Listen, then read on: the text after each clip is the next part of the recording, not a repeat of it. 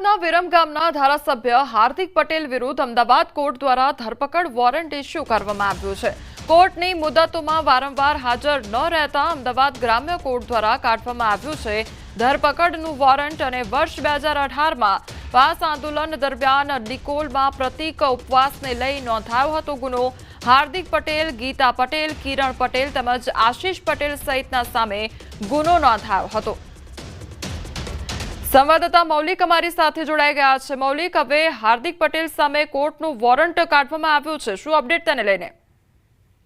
ચોક્કસથી અમદાવાદ ગ્રામ્ય કોર્ટ દ્વારા સખત વલણ જે છે તે હાર્દિક પટેલ વિરુદ્ધ ક્યાંક અપનાવાઈ રહ્યું હોય તેવું ચોક્કસથી લાગી રહ્યું છે। કારણ કે વર્ષ 2018માં નિકોલમાં જે રીતે આંદોલન પાસ થયું હતું અને પ્રતિક ઉપવાસને લઈ અનેક લોકો જે છે તેને જેલવાસ થયો હતો અને કેસ દરમિયાન અનેક વખત કોર્ટમાં હાજરી આપવાની વખતે કોઈના કોઈ કારણોસર હાર્દિક પટેલ ગેરહાજર રહેતા હતા કોર્ટમાં અને તેને જ લઈ હવે અમદાવાદ ગ્રામ્ય કોર્ટ દ્વારા તેમને હાજર રહેવા માટે એક અગત્યનું વોરંટ કહી શકાય તે પ્રમાણે ધરપકડ વોરંટ જે છે એ ઇસ્યુ કરવામાં આવ્યું છે। એટલે આગામી મુદત સુધી તેઓ જો કોર્ટ સમક્ષ હાજર નહીં રહે તો તેમને ધરપકડ કરી અને પોલીસ કોર્ટમાં તેમને પેશકશ કરી શકે છે। મહત્વનું છે કે વર્ષ 2018માં આ જે ગુનો નોંધાયો હતો તે ગીતા પટેલ, કિરણ પટેલ અને આશીષ પટેલ સહિત હાર્દિક વિરુદ્ધ પણ અનેક 5 નેતાઓ સામે આ ગુનો દાખલ થયો હતો। જી મૌલિક, સમગ્ર માહિતી બદલ આપનો આભાર।